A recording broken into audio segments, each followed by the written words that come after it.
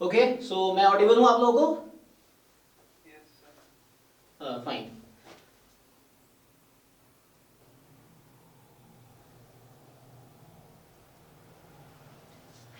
ठीक है, तो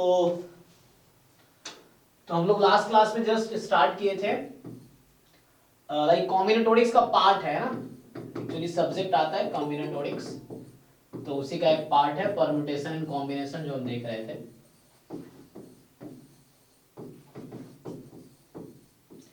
अच्छा, जो मैं बुक एक बोला था, बुक का नाम था वॉक थ्रू कॉम्बिनेटोरिक्स, है ना। देखो ये बुक तुम्हें पढ़ना जरूरी नहीं है, मैं बोल रहा जिनको ज्यादा जानकारी चाहिए उसके लिए है, मतलब तुम्हारे लिए बहुत जरूरी नहीं कि ये बुक पढ़ना। ये एमएससी के लेवल की बुक है। जब आप एमएससी में कहीं जाओगे, लाइक आईआईटी बॉम्बे में ये कोर्स है एक सेमेस्टर का, तो वहाँ एमएससी में ये फर्स्ट ईयर में पढ़ाए जाएंगे। ये बुक फॉलो होती है जो हमें पढ़ाया गया था, या बॉम्बे में जो भी है उनको पढ़ाया जाता है, ठीक है ना। तो ये पढ़ना, जो मैंने कहा जिनको ज्यादा इसके बारे में जानना हो इस टॉपिक पे और ज्यादा आपको डीप नॉलेज चाहिए, तो आप ये बुक देख सकते हो। अच्छा, राइटर मैं लास्ट टाइम गलत बता दिया था, एक्चुअली दो बुक वहां फॉलो की जा रही थी। एक बुक है कॉम्बिनेटोरिक्स बाई, मैंने बेला वाला बस बोला होगा ना, तो इसका जो राइटर एक्चुअली मिल्कोस बोना है ना। वो दूसरी बुक थी, सो लाइक फर्स्ट दूसरी एक बुक है कॉम्बिनेटोरिक्स नाम से ही, उसका राइटर है बेला वाला बस, ऐसा कुछ राइटर है ना। सो ये दूसरी बुक है एक्चुअली, जिसका बुक का नाम ये है, राइटर ये है। तो ये तुम अपनी नॉलेज के लिए पढ़ सकते हो, ये रिक्वायर्ड नहीं कि पढ़ना ही है। जैसे मैंने बोला कि बहुत ज्यादा इसके डीप नॉलेज चाहिए इस टॉपिक पे, तो you can go through this. NCERT में क्या है, एक ओवरव्यू आपके पास है, वो काफी है वैसे करने के लिए, सॉल्व करने के लिए, ठीक है ना।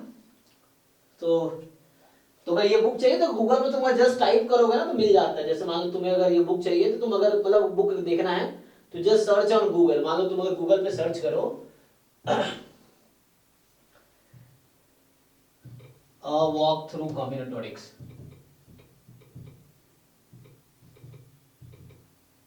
देखो आ गया ना, मिल्कोस बोना। तो इसका पीडीएफ डाउनलोड कर लो, तो यहाँ लिख दो आगे पीडीएफ, है ना। सो आगे क्या लिख दो, पीडीएफ चाहिए तुम्हें, तो तुम्हें इसका क्या होगा, देखो पीडीएफ आ जाएगा।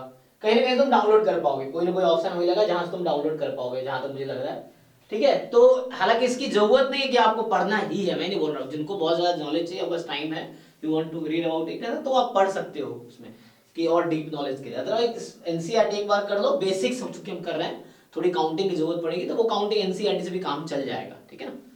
तो आप डाउनलोड करना चाहो तो कर सकते हैं ना, अगर ये मिल सकता है तो आप देख लेना एक बारी। एनीवे, तो हम लोग एनसीईआरटी कर रहे थे, तो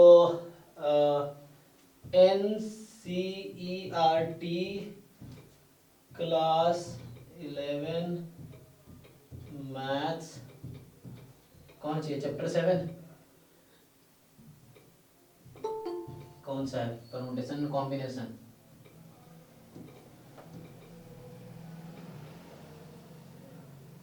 परम्यूटेशंस एंड कॉम्बिनेशन। तो इसका पीडीएफ मिल जाएगा तुम्हें, एनसीईआरटी की वेबसाइट पे ही मिल जाएगा। देखो ये एनसीईआरटी है, तो एनसीईआरटी का वेबसाइट ही है, उसी एनसीईआरटी की वेबसाइट पे मिल जाएगा।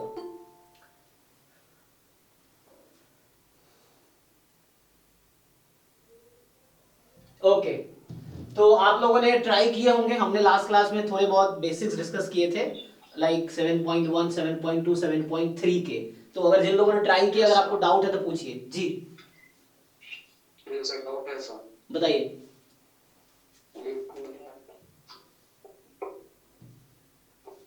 तुम घर पे अगर टाइम हो तो एक एक लाइन पढ़ो, लाइन पढ़ोगे ना तो तुम्हें कुछ समझ आएगा। बुक में क्या है, बहुत सारी चीजें डिटेल में बता रखी होती है, तुम्हें तो नुकसान तो होना नहीं है ना। जैसे मान लो तुम बुक से start, you can read line by line, suppose मतलब फॉर एग्जांपल, जैसे एक पर्सपेक्टिव मिलेगा, इसकी जरूरत क्यों पड़ी, ये इसका आगे क्या यूज हो रहा है, कैसे क्या है, तो बहुत डिटेल में हम लोग क्या क्लास में मेनली वो चीज डिस्कस करते हैं जिसकी रिक्वायरमेंट है। बुक में वो बहुत सारी चीजें, इसके पीछे का स्टोरी, आगे की स्टोरी सब बता रखा होता है जी। स्टार नंबर सर, ये एग्जांपल है सर वो। देखो स्क्रीन पे दिख रहा होगा आपको, स्क्रीन पूरा ब्लर हो चुका है सर। उसको पिन करो पहले। पिन क्यों है सर? सब क्लियर दिख रहा है आप लोगों को नहीं? बाकी लोग? नहीं रहता। अच्छा, एक मिनट एक मिनट।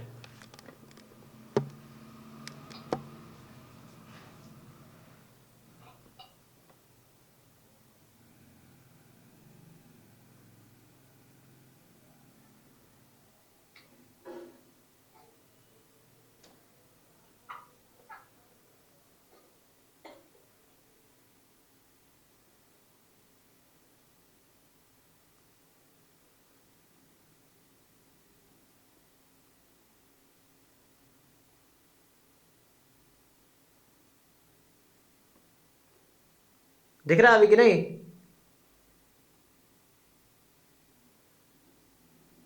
क्लियर है क्लियर?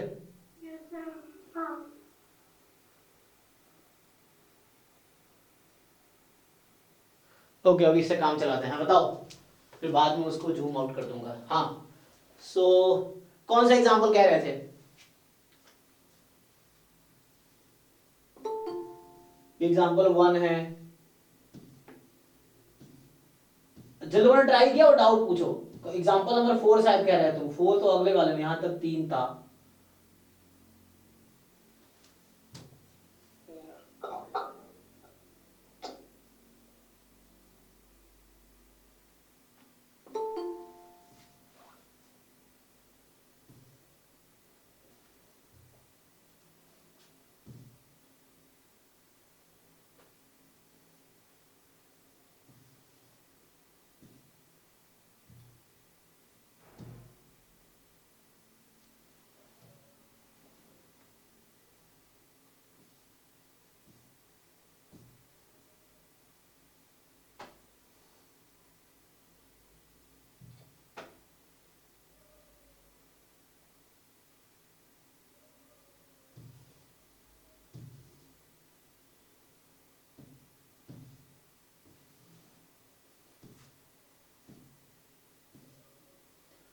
हाँ जी, क्या एग्जांपल नंबर 4 कह रहे थे तुम?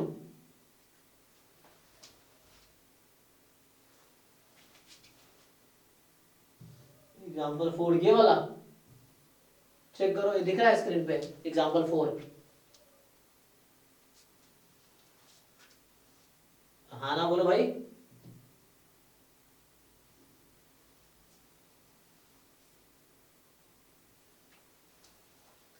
अरे यस सर, दिख रहा है।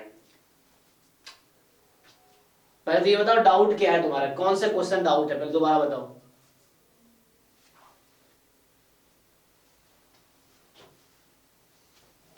डाउट है भी कि नहीं है? तुम लोगों ने सारे कर लिए हैं, ऐसा भी हो सकता है तुम लोगों ने पूरा कर लिया हो।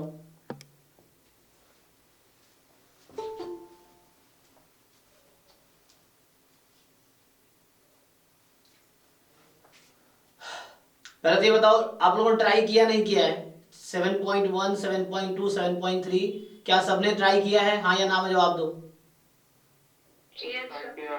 हाँ, तो अब उसमें डाउट है या नहीं है ये बताओ।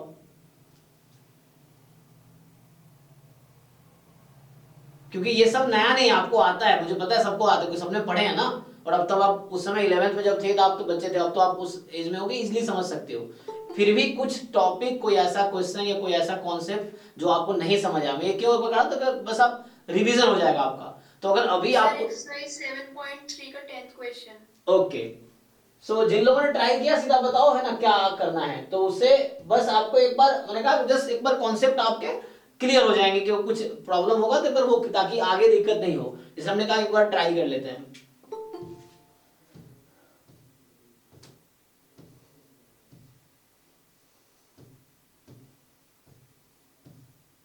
और जो लोग ट्राई नहीं कर रहे हो, बता देता हूं, कल कभी नहीं आएगा। तुम सोच रहे हो कि बाद में कर लेंगे, कल करेंगे, जैम का एग्जाम आ जाएगा, तुम्हारा कल कभी नहीं आएगा, मैं बता रहा हूं। इतने साल से मैं पढ़ा रहा हूं, मुझे पता है उन बच्चों का जो सोचते हैं सर बाद में कर लेंगे, अरे आज नहीं कल कर लेंगे, इस क्लास के बाद कर लेंगे, वो बात तुम्हारे जैम के बाद ही आएगा। और जो सिंसियर बच्चा है वो आज ही कर रहा है, अगर तुम आज नहीं कर पा रहे हो, तुम्हारा कल कभी नहीं आएगा। ठीक है, ये सिर्फ इसके लिए नहीं है, मैं हमेशा के लिए बता रहा हूँ, बाकी चीजों के लिए बता रहा हूँ कि जो करना है आज में ही कर दो, है ना। जो भी तुम्हारा होमवर्क अगर किसी ने दिया है, करने का मन है, नहीं है तो वो कल कभी नहीं आएगा।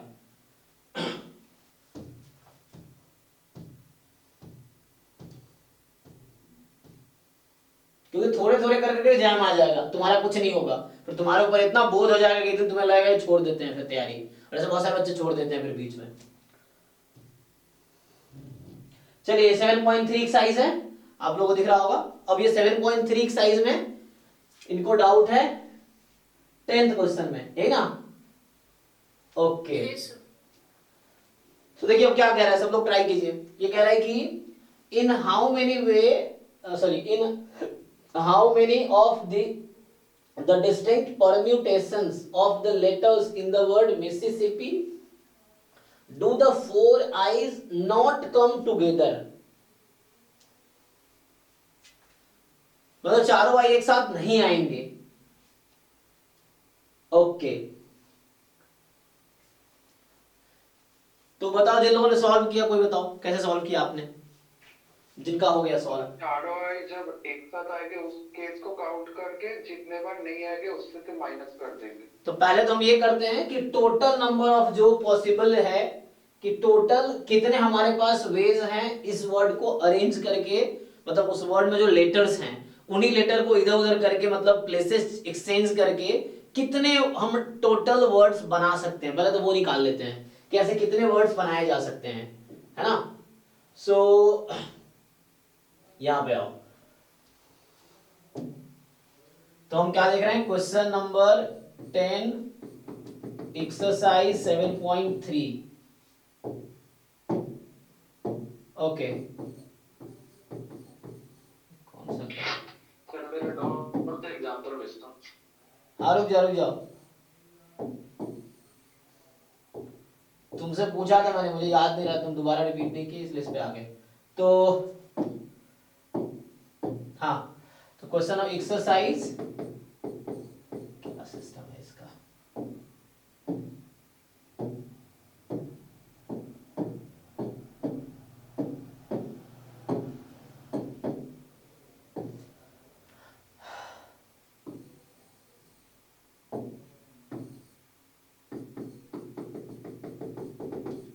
ठीक, क्वेश्चन नंबर 10।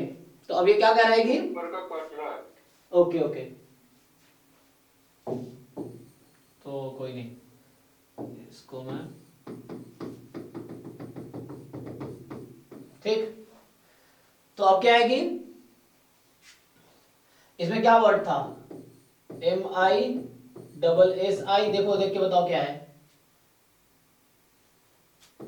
SSI कितने पी है, sir, 2. Double P. चेक करो ये सही है, यही है क्या? Yes, sir. ओके अब आपसे पूछ रहा है कि ये जो वर्ड है, मुझे पहले टोटल नंबर ऑफ परम्यूटेशंस निकालने हैं इसके, टोटल नंबर ऑफ वर्ड्स, है ना, which can be formed using the letters of the word this। तो देखो पहले बताओ कितने हैं इसमें टोटल लेटर्स, 1 2 3 4 5 6 7 8 9 10 11। तो 11 नंबर्स को हम कितने 11 ऑब्जेक्ट्स को कितने तरीके से अरेंज कर सकते हैं, 11 फैक्टोरियल। लेकिन ये सब डिस्टिंक्ट तब होता जब कोई रिपीटेशन नहीं होता, है ना? Permutation of n distinct object is n factorial, but यहां तो रिपीट कर रहा है, तो जो जो रिपीट कर रहा है उसको आप डिवाइड कीजिए। तो फॉर एग्जांपल m एक बार ही है, कोई दिक्कत नहीं है, i कितनी बार है, 4, सो 4 फैक्टोरियल से आप डिवाइड करेंगे। फिर i के बाद s 2 2 4 टाइम है, फिर 4 फैक्टोरियल से डिवाइड करेंगे। फिर एम आई हो गया, आई के बाद हो गया p, सो p है 2 टाइम, चेक कीजिए। सो अभी मैं थोड़ा इसको वो कर देता हूँ। Yes, sir.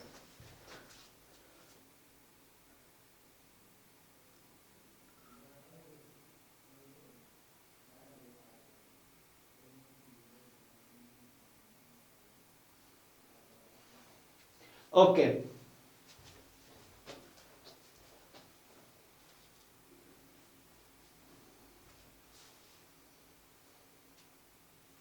तो बताइए इसमें क्या है, टोटल इसका वैल्यू निकाल लो कितना आता है, कैलकुलेट कर सकते हो, है ना? मतलब थोड़ा सिंप्लीफाई कर लो, उसके बाद कैलकुलेटर में मल्टीप्लिकेशन तो कर ही सकते हो, अलाउड है, कैलकुलेटर अलाउड है एग्जाम में, तो वो आ जाएगा। ओके 34650 फिर से बोलिए, 3 34650 जी 34650। ओके, तो ये आपका आ गया कि टोटल नंबर ऑफ परमुटेशन कितने हो सकते हैं। अब आपसे पूछा गया था ऐसे ये टोटल इतने वर्ड्स बनेंगे। अब इन वर्ड्स में से ऐसे कितने हैं जहां पे 4 आईज टुगेदर नहीं आ रहे हैं। तो नहीं आ रहे तो पहले आप वो निकालें जब 4 आईज टुगेदर है। So when all 4 eyes are together, तो ऐसे कितने वर्ड्स हैं आप ये देख लीजिए। तो जब टुगेदर होता है क्या करते हैं, उसको आप एक मान लेते हैं। आप चारों आई को एक साथ बांध दीजिए रस्सी से, तो वो एक लेटर की तरह ट्रीट होगा। ठीक है, तो अब क्या है, जो 4 आईज है यहाँ पे, सो ये जो 4 आई है अब ये एक लेटर की तरह ट्रीट होगा। इसको हमने रस्सी से बांध दिया, मान लो ये एक आई होगा, हमेशा साथ रहेंगे। क्यों, मुझे ये करना है कि ऐसे कितने मैं बना सकता हूं जिसमें 4 आईज टुगेदर हो, जिसको हमने एक लेटर मान लिया। बाकी जो बचे, for example M double S double P, यही ना। अब देखिए ये एक लेटर मेरे पास है। अब तो ये 1 2 3 4 5 6 7 8, तो अब मेरे पास कितने लेटर्स हैं, इसको एक मान के चल रहा हूं मैं। तो अब मेरे पास कितने लेटर्स हैं, 9 लेटर्स। 8 या 9, चेक करो। ये 1 है, ठीक है ना, 8 है ना। सो ये 1 ये हो गया, 2 3 4 5 6 7 8। तो मेरे पास अब एक लेटर है, मैं एक साथ रखा हूं ना इसको कि all 4 I must come together. तो मैं एक मान लिया, उस चारों आई को एक साथ एक ही मान लिया ताकि हमेशा साथ रहे। तो अब मेरे पास 8 objects can be arranged in 8 factorial veg.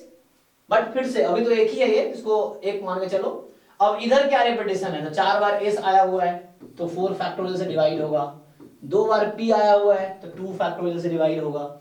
ठीक है, तो इस तरह से हमने ये हो गया। तो इसको कैलकुलेट कर लीजिए कितना आता है। अच्छा इसको आप, हाँ इसमें परम्यूटेशन होगा तो कोई फर्क नहीं पड़ेगा, आई आई है, चेंज करेंगे तो ये वही रहेगा, इसलिए कोई प्रॉब्लम नहीं है। हाँ फिर से बताइए क्या आया।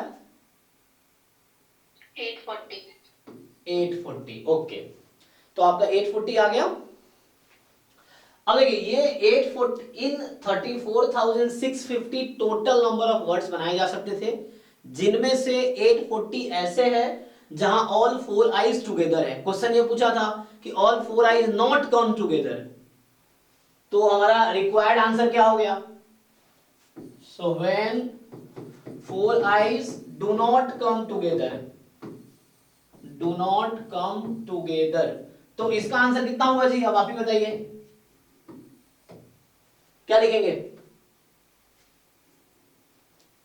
34650 जी 3 4, देखो जो लोग इंटरेक्ट कर रहे हैं अच्छी बात है, जो लोग नहीं कर रहे हो भी करो, वरना क्या है नींद आ जाएगी। इसे रात का टाइम है, खाना खा के बैठे होगे, तो मैं तो खड़ा हूं इसलिए नींद नहीं आ रही है। तुम बैठ के पढ़ रहे हो जैसे नींद आ जाएगी। इंटरेक्ट करते रहोगे तो नींद नहीं आएगी, थोड़ा इंटरेस्ट बना रहेगा, है ना। सो इससे जो मैं पूछ रहा हूँ उसका जवाब दो, या तुम्हें कुछ मन में आया तो पूछ लो, इससे क्या इंटरेक्शन बढ़ेगा। सो माइनस यहां से आ गया आपका 840, ठीक है। सो अब सब्ट्रैक्ट कर लेंगे, जो भी आंसर आएगा बताइए जिन लोगों ने किया है। 33810। 33810। ओके, तो चलिए आपका मतलब ये आंसर हो गया। आई थिंक पीछे ये आंसर होगा, आंसर की में चेक कर सकते हैं आप, तो ये आंसर होगा।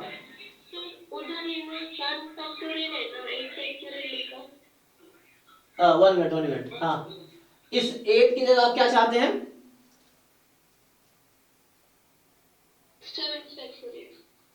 7 फैक्टोरियल।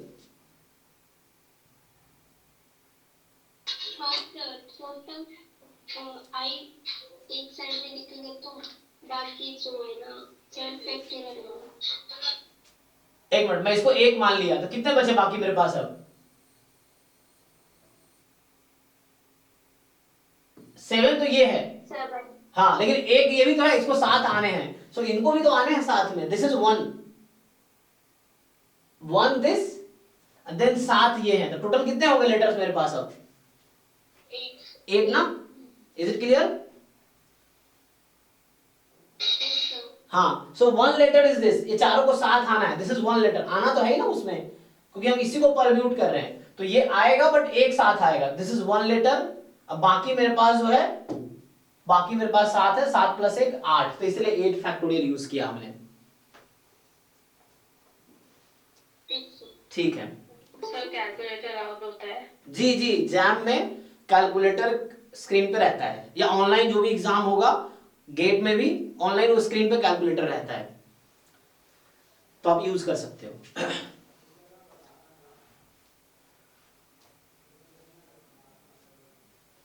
तो और कोई डाउट है 7.123 एक्सरसाइज में? एग्जांपल्स या एग्जांपल किसी का था, रिपीट करो कौन सा No, एग्जांपल sir. जिनका एग्जांपल डाउट था।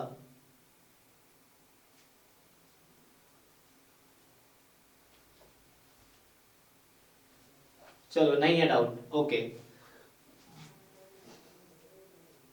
तो परमुटेशन में आपने सीखा होगा जिन लोगों ने, है ना, जिन लोगों ने तैयारी एक्सरसाइज 7.1 किए हैं, 7.2 7.3 तो आप लोगों को आता ही था। अगर कुछ रह गया है तो you can ask, otherwise this is fine. अब क्या आते हैं नेक्स्ट, एक एक्सरसाइज 7.4 है, उसमें कॉम्बिनेटोरिक, उसमें वो डिस्कस किया है, कॉम्बिनेशन डिस्कस किया है।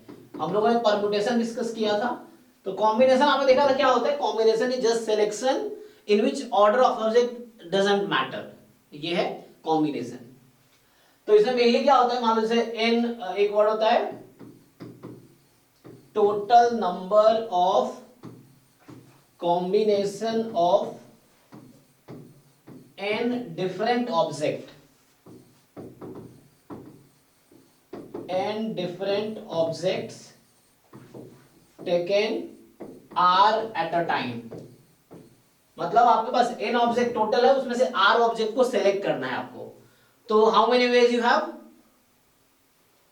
Number of A, NCR।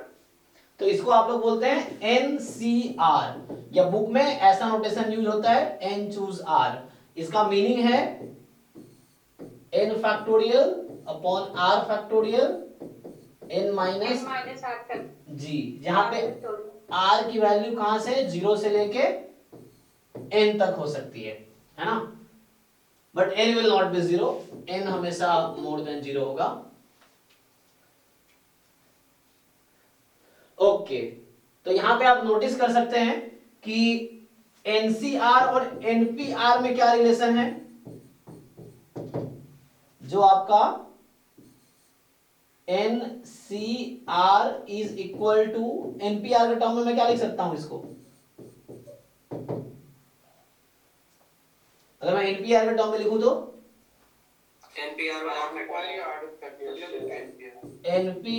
Upon R factorial, यही ना, या इसी को अदर वे में तुम लिख लो तो बात वही है कि तुम ये लिख सकते हो कि NCR is nothing but R factorial time NPR, नहीं उल्टा हो गया, ये उल्टा लिख दिया ना, तो यहाँ पे मतलब NPR is R factorial time NCR। चलिए R फैक्टोरियल मल्टीप्लाई क्यों हो रहा है, सिलेक्शन में ऑर्डर इंपॉर्टेंट नहीं है, लेकिन अरेंजमेंट में ऑर्डर इंपॉर्टेंट है। तो आपने क्या किया, n में से r ऑब्जेक्ट सेलेक्ट किया, अब उसको अरेंज कर दिया, तो r objects can be arranged in r factorial way, so इसीलिए मल्टीप्लाई हुआ है। सो है ना, इस तरह से तुम ये आइडेंटिटी तुम्हें पता है। Okay, so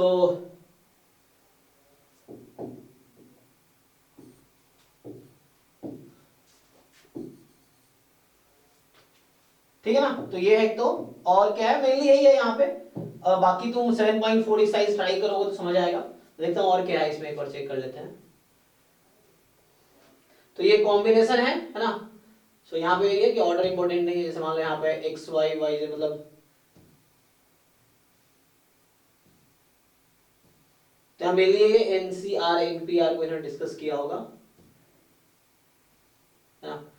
so NPR is NCR time R factorial, है ना, ये तो फॉर्मूला तुम जानते हो। और बाकी तुम्हें NC0 NC1 ये सब तो निकाल सकते हो यहाँ से। हाँ, कुछ ये रिजल्ट्स हैं जैसे यहाँ पे लिखा गया है। सो रिजल्ट्स क्या है कि तुम्हें पता है NPR किसके इक्वल होता है, या मैं ऐसा बोलूं, अगर मैं तुमसे पूछूं कि NC, मान लो यहां पे एक नंबर है, let's say R is equal to NCK, then what is relation between R and K? K equal to n minus r। नहीं तो एक तरीके से नहीं भी हो सकता ना, आर और के इक्वल भी तो हो सकता है, और या तो आर इक्वल टू के है, या फिर जो तुम बोल रहे थे अब n minus r minus k। है ना, तो या तो ऐसे लिख लो कोई भी, मतलब लाइक आर प्लस के इज इक्वल टू एन, जैसे बोल दो, या तुम इसी को लिख सकते हो, है ना। So this is right, R is equal to N minus K, या के is equal to N minus R, जो भी बोलो। तो कहने का मतलब ये हो जाता है, सो ये भी एक रिमार्क है कि N C R is equal to N C K, तो या तो आर के इक्वल है, या आर प्लस के एन है, तो वही बात है यहाँ पे, है ना। तो एक तो ये रिमार्क हो गया। दूसरा, और क्या फॉर्मूला आता है, N C R N C N N C R minus one, ये कितना होता है,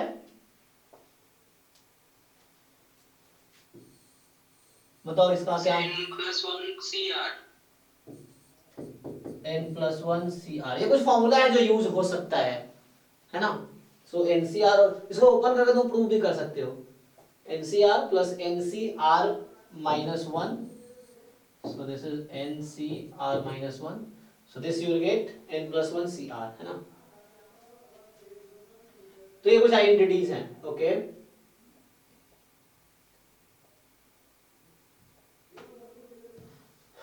तो ये कुछ यहाँ लिखा होगा, है ना, ये लिखा ना NCR minus 1 n plus 1 CR, proof यहाँ दे रखा है। अब जैसे एग्जांपल्स हैं, ये सब तुम सॉल्व कर सकते हो। जैसे यहाँ पे क्या बोला है, NC9 is equal to NC8, तो ये मैंने बताया था NCR is equal to NCK, तो क्या रिलेशन है इन दोनों में, ये पूछ रहा था ना मैं कि इन दोनों में क्या रिलेशन है। एक मिनट पेन कर गया, तो वो स्क्रीन क्लियर दिख रहा है ना,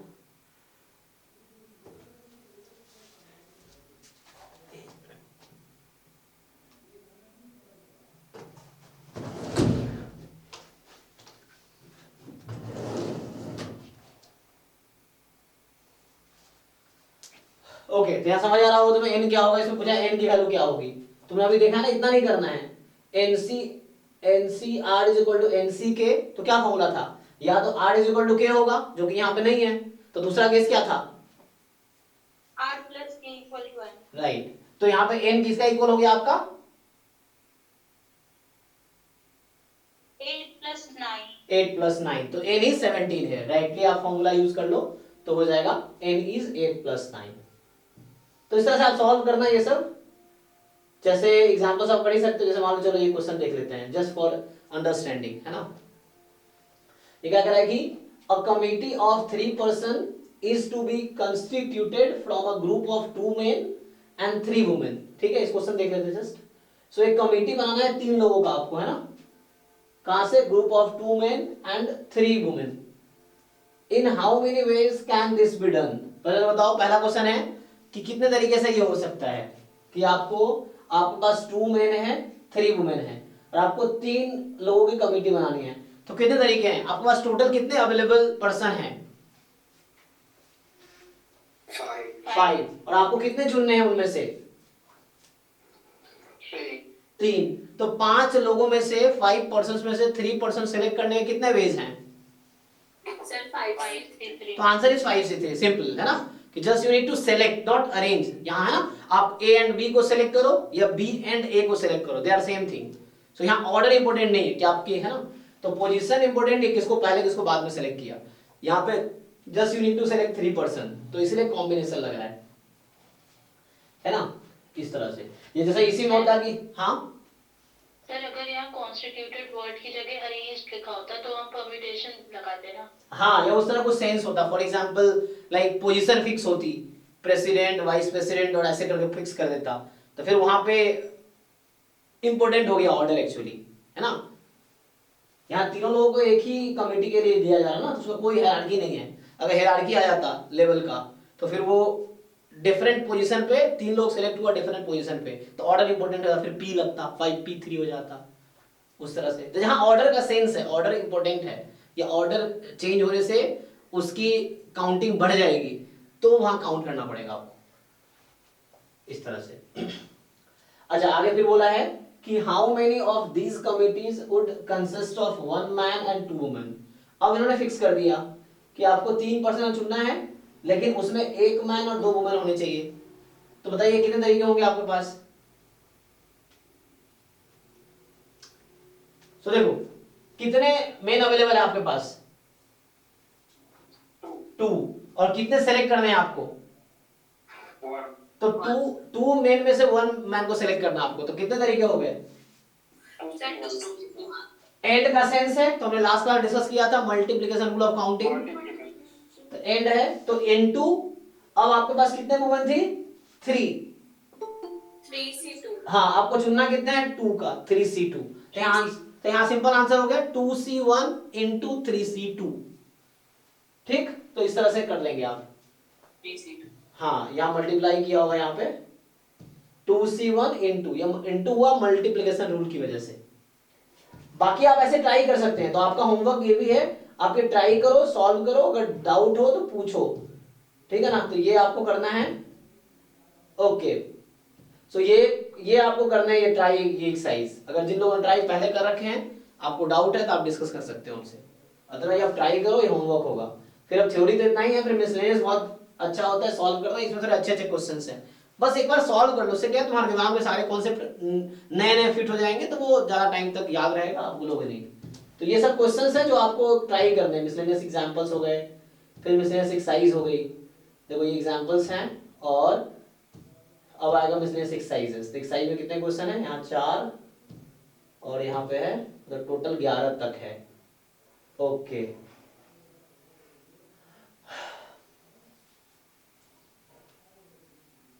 चलो एक काम करो, तुम लोग 10th क्वेश्चन करके दिखाओ। So you try this 10th question अभी, और फिर हम आगे बढ़ेंगे। So you try this 10th question. सबको दिख रहा होगा आई होप। सो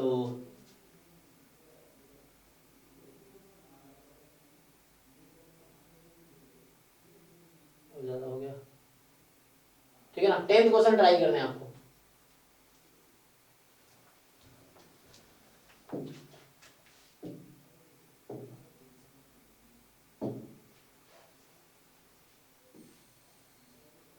सर जी, आपको डाउट भेजा है सर। अच्छा ठीक, व्हाट्सएप नंबर पे। ठीक है, देखते हैं। तो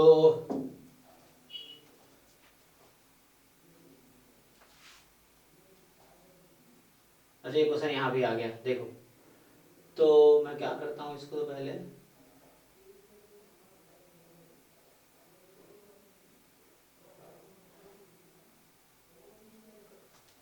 फ्लिप से क्या होगा। अच्छा अच्छा,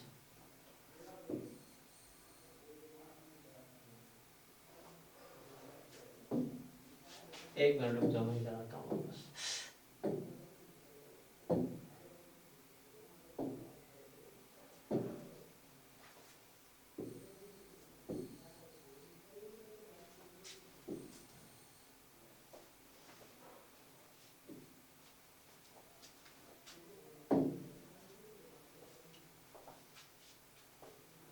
चलिए, अभी ये 10th और 11th क्वेश्चन आप लोग ट्राई कीजिए, उसके बाद हम आगे बढ़ेंगे। तो डाउट आप लोग का हम देखते हैं। So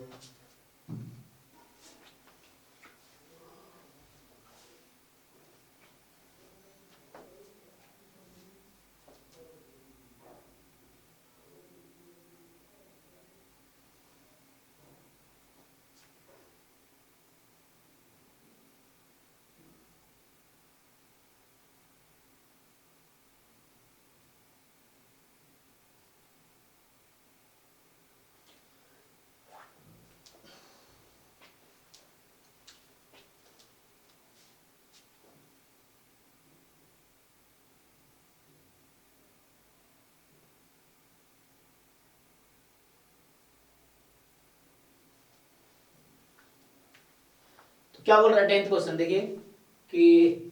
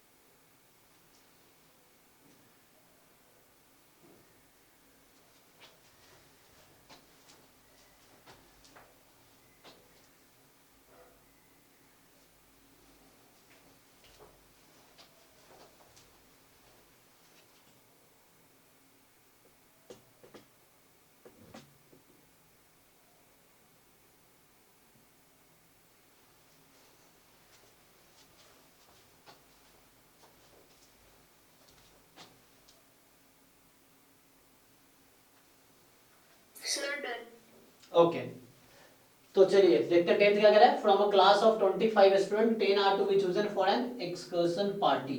there are 3 student who decide that either all of them will join or none of them will join. तो how many ways can the excursion party be executed. ठीक है तो बताओ जिन लोगों ने सॉल्व किया कैसे किया आपने 10th. सर सबसे पहले तो दो केस बना ले. सर 2 केस बनाएंगे, जी एक में जिसमें तीनों जाएंगे और एक में जिसमें तीनों में से कोई नहीं जाएगा. so either this or this there are two situations है ना. either this or this तो और का मतलब क्या आएगा बीच में सर प्लस प्लस आएगा. प्लस आएगा है ना. Addition rule of counting. तो either this or this. तो इसने कहा था 3 स्टूडेंट डिसाइड करता है या तो सब जाएगा या कोई नहीं जाएगा है ना. तो पहला केस मान लो तीनों जा रहे हैं तो बताओ 10C3. तो अब क्या है कि 10 student are to be chosen. लेकिन आपको ध्यान क्या रखना है कितने लोग थे आपके पास टोटल 25 लोग. कितनों को आप बुला रहे थे. 22C7. हाँ चेक कीजिए. Sir 25C10. Sir 22C7 plus 22C10. Okay 22C10 plus 22, 25C10 plus 22C10. 22C7 into 3C3 plus 22C10 into 3C0. Okay 3C0. हाँ no problem. 3C0 is just 1 तो कोई प्रॉब्लम नहीं है. 1 तो 1 ही हो जाए. 1 मल्टीप्लाई करना नो प्रॉब्लम. सर हम 22 मतलब 3 लड़के से साइड में निकालेंगे 22C7 और प्लस में वो 22C10. देखिए 25 लोग हैं सो 3 प्लस 22 ये 3 वो लोग हैं या तो तीनों जाएंगे या कोई नहीं जाएगा. तो अगर ये तीनों जाता है तो मुझे इन 3 को तो बुलाना ही है. ठीक है तो या तो जैसे वो लिख रहा था कि लाइक देखो ये 3 जो है 3 में से तुम तीनों को बुला लो. चलो तो अब बाकी एंड लिख रहा हूं क्योंकि तुम्हें 10 लोगों को बुलाना है. सो 3 लोग आपको 10 पर्सन को बुलाना ना. You want to bring 10 person. तो बाकी 7 पर्सन आप कहां से बुलाओगे कितने में से. 22 लोग. सो 22 में से आप 7 लोग बुला लो. If you don't write this no problem. अगर कोई इसको नहीं लिखता तो भी कोई दिक्कत नहीं. इतना ही काफी है. अगर आप सिर्फ इतना ही लिखते हो इट्स ओके. ठीक है ना. तो अगर कोई वैसे लिखता है तो भी कोई दिक्कत नहीं है कि आप चाहो तो इतना ही लिखो. बस वो समझने के लिए है. इनटू में ये हमने इसलिए लिखा था कि 3C3 मतलब 10 लोग बुलाने हैं तो 3 लोग ये 3 का ग्रुप है तीनों आ गया और बाकी 22 में से 7 लोग आए. 10 लोग बुला लिया हमने 25 में से. और तो ये मल्टीप्लाई क्यों हुआ because you want to bring 10 people. So 3 and 7 तो एंड की वजह से मल्टीप्लाई हुआ. अब और दूसरी सिचुएशन है कि you don't want to any call any one of this कि कोई नहीं आएगा उनमें से. तो 10 के 10 लोग कहां से आएंगे 22. हाँ सो जो 3 का ग्रुप है उसमें से एक भी नहीं आया एंड जो 22 है उनमें से ही 10 को आना पड़ेगा क्योंकि आपको 10 को बुलाना है. You want to bring 10 people. So 10 people चाहिए 25 में से. तो देखो यहां भी टोटल 25 में 10 आए. तो if you don't want to write this and don't want to write this no problem. This is fine but समझने के लिए दिस इज ओके. सो ये क्लियर है सबको. ये इक्वल टू हो जाएगा. सो ये 3C3 जस्ट 1 तो 1 टाइम तो ये हो जाएगा 22C7 प्लस 20 सॉरी यहाँ 10 था. तो इस तरह से आंसर आ गया आपका. कैलकुलेट करने की जरूरत नहीं. एग्जाम में हुआ तो इस तरह के ऑप्शन आएंगे. Okay this is answer for 10th question. ठीक है म्यूट कर लीजिए जिन लोगों का आंसर अगर बोल दिया तो म्यूट कर लीजिए. फिर बोलना हो फिर अनम्यूट कीजिएगा क्योंकि नॉइस आता है ना. तो चेक कीजिए किसी का माइक अनम्यूटेड है.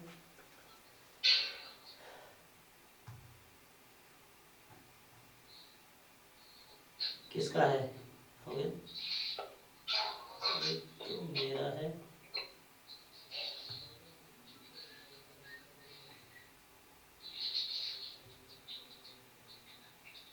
ये क्या नाम है श्यामला क्या है.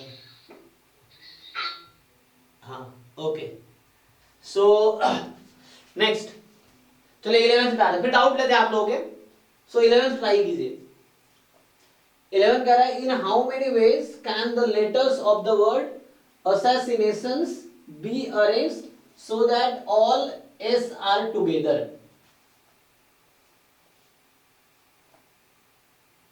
तो अभी एक क्वेश्चन ऐसा हमने किया ट्राई, अब ट्राई करके देखिए आपको.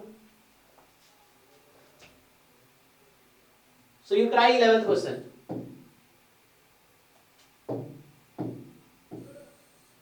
So now you try 11th.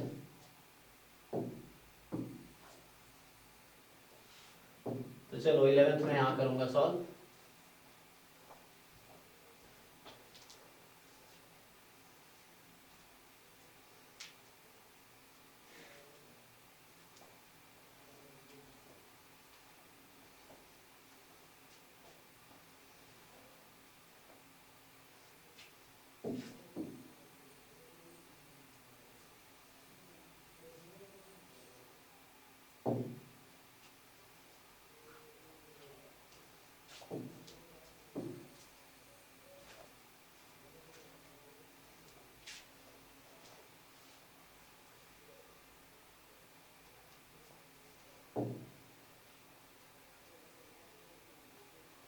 So 12 factorial divided by 3 factorial, 4 factorial, 2 factorial, 2 factorial.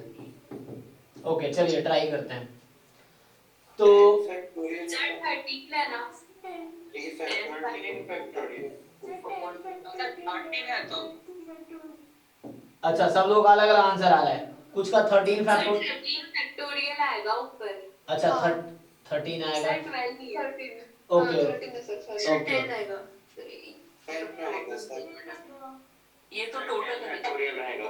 अच्छा ये टोटल हो गया, टोटल परमुटेशन निकाल दिया, लेकिन हमें चाहिए जहाँ पे ऑल एस टुगेदर हो. Factorial by 4 factorial 2 factorial into 2 factorial 3 factorial. Okay तो इस तरह मैच करो आप लोग, मैं करता हूँ. तो देखो हमारे पास क्या है, ये वर्ड है ए. मैं एस वाले को अलग कर देता हूँ पहले. डेफिनेशन सो ए है ना, मैं एस वाला एक साथ कर देता हूँ सारे कि ऑल एस आर टुगेदर ना. तो एस यहाँ सो कितने एस है, 4 एस है ना. तो बचे अब A I N A T I O N. Check कीजिए, मुझे ऑल एस को टुगेदर लाना है, तो मैंने इसको एक साथ बांध दिया रस्सी से, समझ लो कि एक साथ ही रहेगा हमेशा. तो ये है ना, this will always be together. तो इस एस को हमेशा एक साथ रहना है. अच्छा तो अब कितने हमारे पास लेटर्स है, अब 1 2 3 4 5 6 7 8 9 और ये एक है क्योंकि इसने कहा है ऑल एस आर टुगेदर, है ना. अच्छा टोटल नंबर ऑफ परमुटेशन निकाल रहे हैं तो उस केस में उस तरह से होगा जो आपने बताया 13 फैक्टोरियल. फिर यहाँ पे जो जो रिपीटिशन है ना 4 2 4 ए 4 टाइम है, ए 3 टाइम है ना. तो 4 factorial 2 factorial 2 factorial 3 factorial 2 factorial 2 2 2 2 factorial. Yes sir. इस तरीके से. तो ये 2 कर जाएगा सर. ठीक है. ये सर वो 2 होगा सर. Factorial 2 times. 3 बार नहीं है 2 फैक्टोरियल. ओके 2 टाइम्स ये. चलिए अब ठीक है. Yes sir. अच्छा तो ये तो फैक्टोरियल हो गया sir. Total number of permutation है ना. अब हमें, लेकिन हमें ये नहीं चाहिए, हमें चाहिए कि जब ऑल एस टुगेदर हो, तो ऑल एस टुगेदर हो तो एक साथ मान लिया इसको एक है. तो अब हमारे पास 10 लेटर है, ठीक है. 9 ये, ठीक है ना. 9 हमारे पास ये है, 9 दिस एंड 1 दिस. तो टोटल 10 फैक्टोरियल. अब ये एक ही है और इसके चेंज होने से कोई फर्क नहीं पड़ रहा. तो इधर कितना, ए कितनी बार, 3 बार. 3 टाइम्स. 3 फैक्टोरियल, आई 2 times. 2 factorial into again 2 factorial. अब n 2 फैक्टोरियल बस. Yes sir sir. एएससी में भी हम अरेंज कर सकते हैं ना. इसमें नहीं होगा सर. तो जैसे करेंगे तो ऐसे ही हो जाएगा 4 फैक्टोरियल अपॉन 4 फैक्टोरियल. तो ये 1 आ जाएगा बढ़ जाएगा पूरा. Yes sir. क्योंकि s अपने आप में अरेंज करेगा तो कुछ नया नहीं बनाएगा. कुछ नया बनाएगा क्या, नहीं, एक ही पॉसिबिलिटी है. तो इनटू 1 रहेगा, तो इसलिए कोई उसको चेंज करने की जरूरत नहीं है. अगर करेंगे आप तो भी कोई दिक्कत नहीं है. अगर यहाँ परमुटेशन होगा इनसाइड तो ये कुछ नया जनरेट नहीं कर रहा, वो सेम ही रह रहा है. तो काउंटिंग बढ़ेगी नहीं एक्चुअली इसकी वजह से, है ना. अगर आप करना चाहे तो आप लिख सकते हैं यहाँ पे, जैसे मैं लिख रहा था कि 4 object can be arranged in 4 factorial way but all are same. तो यू डिवाइड बाय 4 फैक्टोरियल, तो ये 1 हो जाएगा कट के. तो फाइनली ये आपका आंसर कब है, this is the total number of arrangements when all S R together. ठीक है ना. तो इस तरह की चीजें आएंगी। जैसा क्या है, इसी क्वेश्चन पूछेगा क्या प्रोबेबिलिटी है कि ऑल एस आर टुगेदर, तो उस केस में आपको इस नंबर को डिवाइड करना पड़ेगा इस नंबर से। ये सैंपल स्पेस हुआ। सैंपल स्पेस का मतलब ऑल पॉसिबिलिटीज है ना। तो ये सैंपल स्पेस में इतने नंबर्स हैं और ये आपके इवेंट है। अगर इसी में नंबर की जगह पूछ लेगा हाउ मेनी वे की जगह what is the probability that letters are together है ना, ऑल एस आर टुगेदर, तो फिर इसको डिवाइड करना पड़ेगा। इसको आप लोग जानते हैं ना, अभी हम पढ़ेंगे प्रोबेबिलिटी ऑफ इवेंट ई बराबर number of element in E upon number of element in S. तो एस सैंपल स्पेस, तो ये हो गया और ये वाला ये आया, फिर इसको डिवाइड करना पड़ता, ठीक है ना। तो इस तरह से अगर पूछ लेगा प्रोबेबिलिटी तब, और इसलिए काउंटिंग जरूरी है, क्योंकि प्रोबेबिलिटी में भी काउंटिंग ही हो रही है शुरू में, फिर बाद में डिवाइड करते हैं। तो हम लोग काउंटिंग देख रहे हैं। सर यहाँ पे अगर एक क्वेश्चन होता है ऑल एस और ऑल ए आर टुगेदर, हाँ कैसे सॉल्व करें? कोई दिक्कत नहीं, फिर ए जैसे एस को आपने एक माना तो सारे ए को एक मान लेते हैं। कितने ए है आपके पास? यस सर, 3 ए, तो 3 ए को एक मान लेते हैं, एक फिर 2 3 4 5 6 7 8, तो मेरे पास अब 8 लेटर रहेंगे, तो उसको अरेंज कर देंगे, यस सर। ठीक है ना। तो उसको एक, सर इसके अंदर अगर होता कि 2 एस टुगेदर है तो फिर क्या होगा? अच्छा 2 एस टुगेदर है तो उसमें बहुत सारे केसेस बन जाएंगे फिर।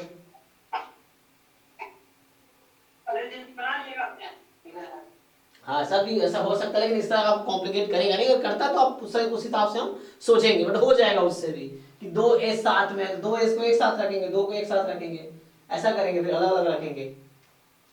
फिर तो थोड़े और जस्टिफिकेशन देगा कि ओनली 2 एस, या ऐसा लिखा होगा है ना, सिर्फ बोलेगा ओनली 2 एस आर टुगेदर, तो फिर 2 एस को हम साथ रखेंगे, तो और जस्टिफिकेशन देगा। अगर क्वेश्चन में होगा तो और क्लियर लिखा रहेगा। तो उसके हिसाब से जैसा पूछा जाएगा उसके हिसाब से हम कर पाएंगे जी। और 2 एस अगर टुगेदर आएगा तो सब उसके हिसाब से तो बना सकते हैं इसको। हाँ जैसा दो उधर पड़ जाएगा, जो पॉसिबिलिटी है, जो भी पूछा जाए उस हिसाब से हम कर सकते हैं। अगर ऐसा कुछ है तो अभी जैम में देखें कैसे क्वेश्चंस आए, या सीयूसीडी के जो बच्चे हैं उसमें भी देखेंगे। एक साल एग्जाम हुआ ना अभी, तो उसका प्रीवियस पेपर है हमारे पास, एक बार हम एनालाइज करेंगे कैसे क्वेश्चंस आए हैं, तो उससे एक बार वो करेंगे।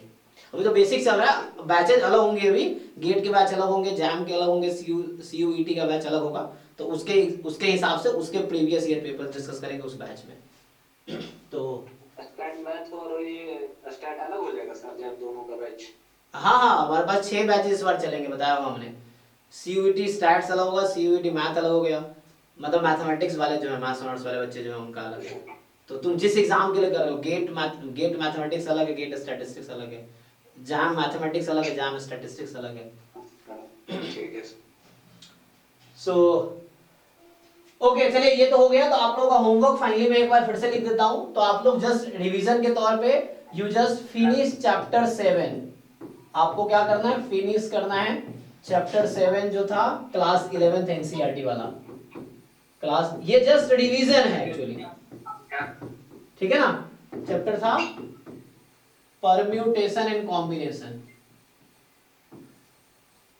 मेरा डाउट क्लियर कर दीजिए सर। हाँ एक मिनट, डाउट पे आते हैं 1 मिनट। तो ये आपका होमवर्क रहा, इसमें क्या है, examples plus exercises including miscellaneous. इसमें 5 एक्सरसाइज है, 7.1 7.2 7.3 7.4 और मिसलेनियस एक्सरसाइज। तो ये तो आप तीनों आपने किया होगा लास्ट क्लास में। अभी आप ये होमवर्क है, जिन लोगों ने कुछ भी नहीं किया वो 5 एक्सरसाइज करके नेक्स्ट क्लास में डाउट पूछना। अब आप लोगों के डाउट पे आते हैं। यस सर, और एग्जांपल नंबर सर 4 है स्टार्टिंग से। नेक्स्ट क्लास रेगुलर होगी, अब मेरी क्लास अल्टरनेट होगी, 3 दिन सही सर के 3 दिन मेरी होगी वैसे तो। एग्जांपल नंबर शुरू में से 4 नंबर है सर। हाँ आते हैं आपके एग्जांपल पे। सो मतलब आपकी टीटीएस रहेगी जी थर्सडे सैटरडे। हाँ तो मेरी सैटरडे अब क्लास होगी। 16 तारीख और 16 फरवरी के बाद होगा ना सर? नहीं अभी चलता रहेगा, रेगुलर रहेगा तो।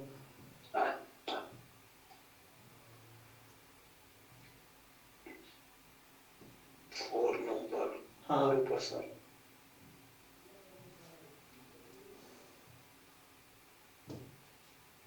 और ऊपर जाना पड़ेगा सर। अच्छा हो जाएगा, मिल जाएगा। क्या है थ्योरम्स, ये कौन सा एग्जांपल चल रहा है, 7 6 इसके ऊपर होगा ना। क्या डाउट है इसमें? ये फ्लैग वाला सर, ये फ्लैग। हाँ इसमें क्या डाउट है? इसमें सर किस तरह अरेंजमेंट करना सर वो समझ में नहीं, उसका नंबर से सिलेक्शन या अरेंजमेंट किस तरह किया जाए sir?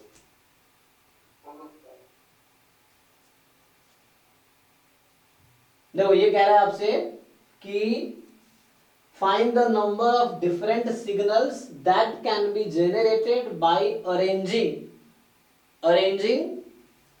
at least 2 flags in order।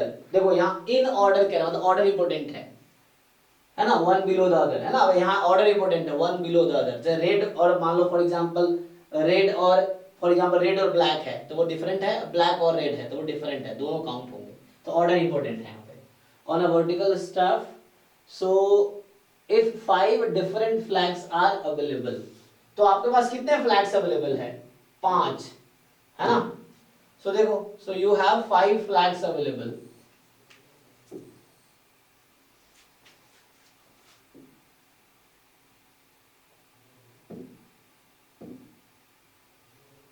क्या है, क्या आ गया, आया कि नहीं?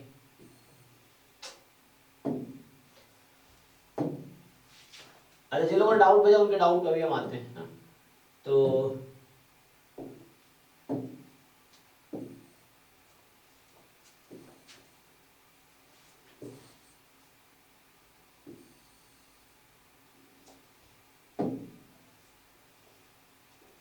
चलो, ये क्या कह रहा था कि ये आपसे कह रहा है कि तुम देखो कम से कम 2 फ्लैग यूज करने, तो यू कैन यूज 2 फ्लैग और यू कैन यूज 3 फ्लैग्स और यू कैन यूज 4 फ्लैग्स और यू कैन यूज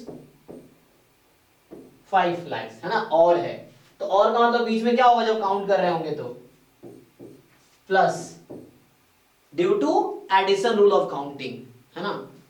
तो और की जगह प्लस होगा। अब बताओ, इसने कहा find the number of different signals that can be generated by arranging at least 2 flags in order, at least 2, तो आइदर 2 और 3 और 4 और 5 if you have 5 different colours are available. तो देखो अब यहाँ पे बताओ मुझे कि आपके पास यहाँ कितनी चॉइसेस है कलर की, कितने कलर अवेलेबल है आपके पास?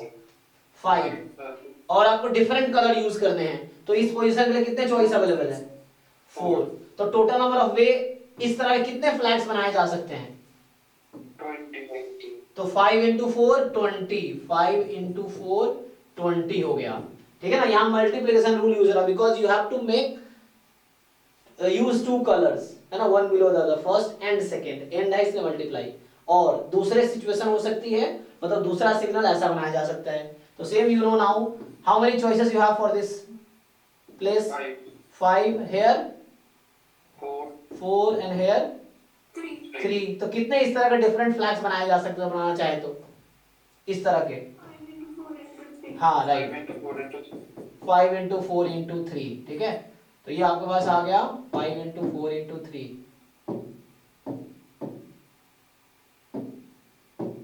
Okay, 5 into 4 into 3 and again here you can understand now 5 4 3 2, तो 5 into 4 into 3 into 2, यहाँ फिर से वही है 5 choice 4 choice 3 choice 2 choice 1 choice, so 5 into 4 into 3 into 2 into 1।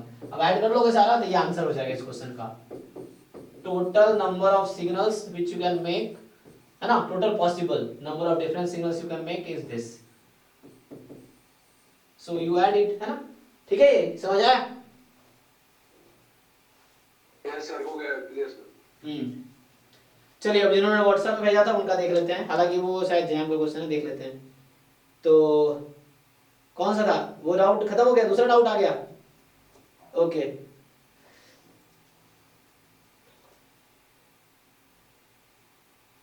सो ये कह रहा है कि इंडिपेंडेंट, देखो एक क्वेश्चन डाउट ऐसा, हालांकि मेरी 10:30 से गेट की क्लास है तो आगे दो। अभी आपको होमवर्क है परम्यूटेशन कॉम्बिनेशन फिनिश करना, 11th क्लास के एनसीईआरटी वाला, ठीक है। फिर नेक्स्ट क्लास में प्रोबेबिलिटी स्टार्ट करेंगे 11th 12th वाला पहले तो वो करेंगे, सब बेसिक्स हैं, ये सब फंडामेंटल है। तो अभी एक डाउट जो इन्होंने भेजा वो डाउट देख लेते हैं। कह रहा है कि independent trial consisting of rolling a fair die are performed, तो एक डाई को आप रोल कर रहे हैं तो पूछ रहा है क्या प्रोबेबिलिटी है 2 appears before 3 और 5, यही क्वेश्चन है जी। तो देखिए ये पूछ रहा है कि एक डाई को आप रोल कर रहे हैं बार बार, तो क्या प्रोबेबिलिटी है कि 2, 3 या 5 आने से पहले आएगी। ठीक, तो ये क्वेश्चन है आपका कि 3 और 5 आने से पहले 2 आ जाएगी, इसकी क्या प्रोबेबिलिटी है। तो देखो ना, बताओ तुम जब डाई को रोल कर रहे हो तो हमें देखो हमारा ये इवेंट है, तो मुझे इसके फेवरेबल आउटकम काउंट करने हैं। ठीक है, तो बताओ तुमने डाई रोल किया तो इसके फेवर में पहला पॉसिबिलिटी क्या है कि तुमने फर्स्ट, 2, 3। जैसे मान लीजिए पहली बार तुमने टॉस किया और 2 ही आ गया, है ना, ये आपने फर्स्ट टाइम रोल किया और 2 ही आ गया, फर्स्ट रोल में ही 2 आ गया, तो इसके फेवर में है कि नहीं है ना। यस। तो बाद में क्या आया फर्क नहीं पड़ता, बस 2 पहले आ गया ना, तो बाद में 3, 5 कभी आता रहे, मुझे कोई दिक्कत नहीं है। तो what is probability of getting 2 on a toss of a die, ये रोल ऑफ अ डाई? 1/6। 1/6। अब देखो और फिर से और लिख रहा हूं, तो और वही वाला है एडिशन रूल ऑफ काउंटिंग वाला, तो यहाँ बीच में आएगा प्लस। अब दूसरी पॉसिबिलिटी क्या है कि पहले चॉइस पे कुछ और आया हो और दूसरे चॉइस पे 2 आ जाए, मतलब फर्स्ट रोल में तुम्हारा फर्स्ट पे का कुछ और आ गया, लेकिन तुम्हें इसके फेवर में बात करना है, तो इसके फेवर में दूसरा आउटकम क्या हो सकता है, तो यहाँ पे क्या क्या आ सकता है? 1 minus 1/6। No no no, not 1/6, यहाँ पे 1, 5 या 6 आ सकते, 1 या 6 आ सकते हैं। हाँ 1 मिनट। सो टोटल पॉसिबिलिटी हमारे पास है 1, 2, 3, 4, 5, 6, तो मुझे चाहिए 2 बिफोर 3 और 5। तो भैया यहाँ पे पहली बार में मान लो चलो 1 आ गया, मुझे कोई दिक्कत नहीं है। कितना 4 आ गया, कोई दिक्कत नहीं है। 6 आ गया तो भी कोई दिक्कत नहीं है, ठीक है ना। तो यहाँ 1, 4, 6 में से कोई एक आ गया, कोई दिक्कत नहीं है ना। लेकिन अगर 3 या 5 आ गया तो दिक्कत है ना, क्योंकि मुझे तो इसके फेवर में बात करना है कि 2 अपीयर्स बिफोर 3 और 5। तो मतलब ये है कि पहले ट्रायल पे 1, 4, 6 आ गया, कोई दिक्कत नहीं है, दूसरे ट्रायल पे 2 आ जाए फिर भी इसके फेवर में है। So what is probability that when you are tossing a coin for one time you will get either 1, 4 or 6, इनमें से कोई एक आने का क्या प्रोबेबिलिटी है? 3/6। 3/6, right? And you want to get 2 in the second toss, so the chance of getting is 1/6. 1/6. Or the next possibility is in the first toss you get one of the 1, 4, 6, one of the 1, 4, 6, then you get 2. हम क्या लिख रहे हैं? Favourable outcomes count कर रहे हैं, किसके? इस इवेंट के। तो हो सकता है पहली बार में 1, 4, 6 में से कोई भी आ जाए, दूसरी बार में 1, 4, 6 में से कोई आ जाए, लेकिन तीसरी बार में हो सकता है 2 आ जाए। And this will be keep going until infinity, चलने दो, कोई दिक्कत नहीं है। अब बताओ इस तरह के सम को तुम लोग कैसे काउंट करते हो? Geometric. Yes, infinite geometric some. So infinite geometric sum ar square ar cube dot dot dot. So what is the sum of it? 1 A by 1 minus r. So this is a upon 1 minus r. The restriction is, what is the restriction over r? r पे क्या condition है? Mod less than 1. not be equals to 1. हाँ, mod r must be less than 1, strictly less than 1, otherwise infinity हो जाएगा। अगर ये नहीं हुआ तो आंसर infinity आएगी इसकी।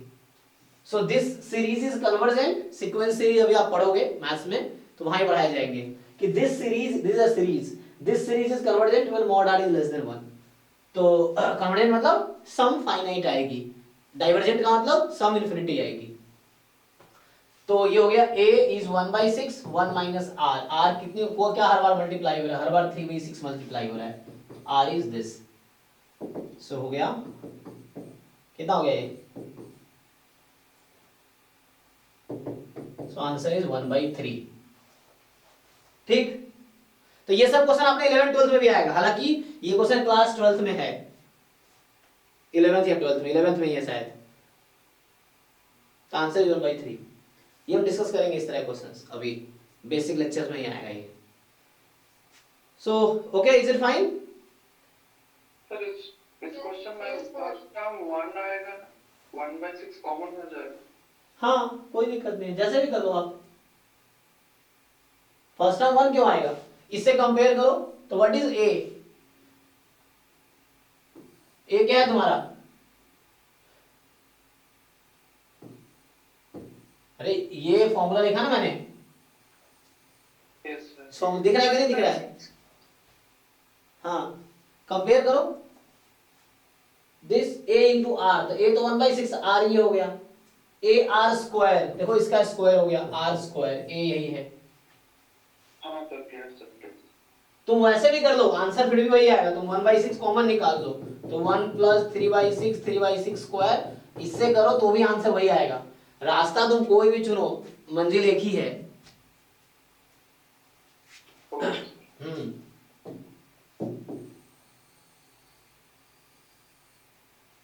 ठीक है चलो, तो अभी क्या है, आज क्लास में यही खत्म करता हूं। आपका होमवर्क है परमुटेशन कॉम्बिनेशन को फिनिश कर लेना, रीड लाइन बाय लाइन, एक एक लाइन पढ़ो एनसीईआरटी का, एग्जांपल्स या थ्योरम्स उसको पढ़ो समझो, नहीं समझ आ रहा पूछो, एग्जांपल सॉल्व करोगे, एक्सरसाइज भी कर लो, पूरा खत्म कर लो। फिर नेक्स्ट क्लास में स्टार्ट करता हूं मैं प्रोबेबिलिटी क्लास 11th की, जो चैप्टर 15 है एनसीईआरटी में, आप जानते हो। जस्ट कब होगा सर? नेक्स्ट क्लास परसों होगी, Saturday, Tuesday Thursday Saturday. TTS में क्लास है सर? हाँ हाँ ठीक है। ठीक है, तो आज इतना ही रखते हैं, चलिए thank you good night sir. जी, गुड नाइट और सर MWF मैथ्स वाली जी जी जी जी।